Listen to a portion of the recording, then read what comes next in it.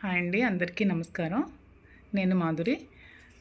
యాక్చువల్గా డాక్టర్స్ కొంచెం హెడాక్గా ఉంది అని చెప్పి కొంచెం రెస్ట్ తీసుకోమన్నారు. అలానే నేను నా సోషల్ మీడియాలో ఇన్స్టా వేదికగా ఒక పోస్ట్ పెట్టాను. నేను రెస్ట్ తీసుకుందాం అనుకుంటున్నాను, కొద్ది రోజుల తర్వాత మళ్ళీ మీ ముందుకు వస్తాను అని చెప్పి. ఇలా రెస్ట్ తీసుకుందాం అనుకున్నప్పుడు నేను న్యూస్ ఛానల్స్లో నిన్నే చూశానండి. దువ్వాడ వాణి అనే ఆవిడ మళ్ళీ నా మీద కామెంట్స్ చేసింది. ఆ కామెంట్స్ చేసినందుకే నేను మళ్ళీ మీ ముందుకు రావాల్సి వచ్చింది. అవి ఏ విధమైన కామెంట్స్ అంటే, నా వల్ల శ్రీనివాస్ గారికి థ్రెట్ ఉందని, నా వల్ల దువ్వాడ వాణికి థ్రెట్ ఉందని ఆవిడ కామెంట్స్ చేసింది. సో నా వల్ల థ్రెట్ ఉందనుకుంటే దువ్వాడ శ్రీనివాస్ గారికి 2 years నుంచి ఎవరు చూస్తున్నారండి? 2 years నుంచి అతను ఆలనా పాలనా అంతా ఎవరు చూసుకుంటున్నారు? ఏమే వచ్చి చూసుకుంది? నేనే కదా చూసుకున్నది. మరి 2 years ముందు నుంచి లేని థ్రెట్ ఇప్పుడు ఎందుకండి వస్తుంది సడన్గా? మరి ఈవిడే కదా మీ మీడియా అందరినీ పిలిచి మాధురి శ్రీనివాస్ గారితో ఇదే ఇంట్లో 2 years నుంచి ఉందని చెప్పే కదా ఫస్ట్ ఎలిగేషన్ స్టార్ట్ చేసింది. మీ మీడియా సాక్షిగా తన అందరికీ పిలిచి దివల్ మాధురి అనే అమ్మాయి శ్రీనివాస్ గారితో ఈ ఇంట్లో 2 years నుంచి ఉంటుంది అని చెప్పి కామెంట్స్ చేస్తూ ఆమె ఇక్కడికి వచ్చి ధర్నా స్టార్ట్ చేసింది. అది ఏ విధంగా చేసిందో మీరే చూశారు. టచ్ పాస్ చేసి డోర్స్ విరగొట్టి గోడలు విరగొట్టి ఒక 10 మందిని తీసుకొచ్చి శ్రీను గారి మీద అటాక్ చేయడానికి చూసింది. ఈవెన్ చంపడానికి కూడా ట్రై చేసింది ఆ 10 మందితో కలిసి. శ్రీనివాస్ గారు కంప్లైంట్ కూడా ఫైల్ చేయడం జరిగింది. సో థ్రెట్ ఎవరు చేశారో మీరు అందరూ తెలుసుకోవాలని కోరుకుంటున్నాను. ఆవిడ థ్రెట్ చేసిందా? నేను థ్రెట్ చేశానా? ఆవిడ వల్ల థ్రెట్ ఉందా శ్రీనివాస్ గారికి? నా వల్ల థ్రెట్ ఉందా?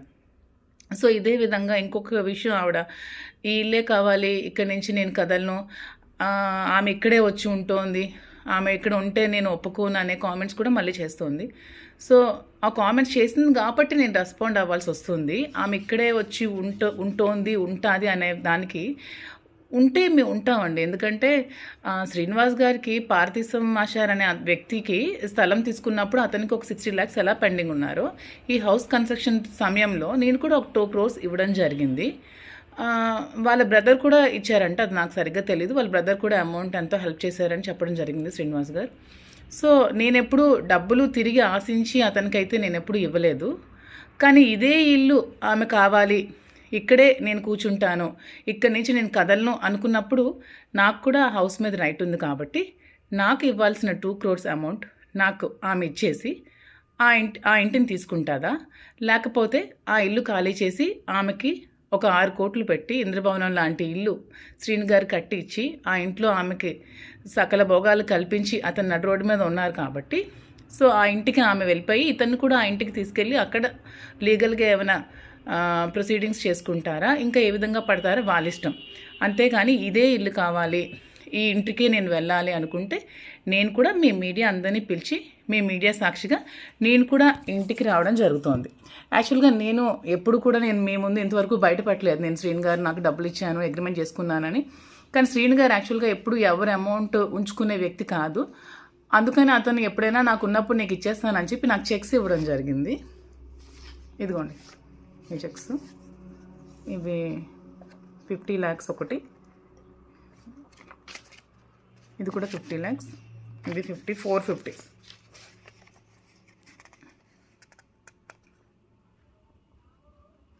సో ఇవి కూడా నేను ఇప్పుడు చూపించిన దానికి నేనేదో ఆశించి నేను డబ్బులు ఇచ్చానని చెప్పడానికి కాదు.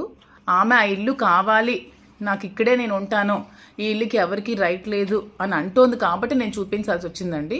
సో ఈ అమౌంట్ నాకు క్లియర్ చేసేసి ఆమె ఇల్లు తీసుకుంటుందా, లేకపోతే ఆమెకి శ్రీనివాస్ గారు ఇచ్చిన ఇంటికి వెళ్ళి శ్రీనివాస్ గారితో ఏమైనా లీగల్గా ప్రాబ్లమ్స్ ఉంటే తేల్చుకుంటుందా?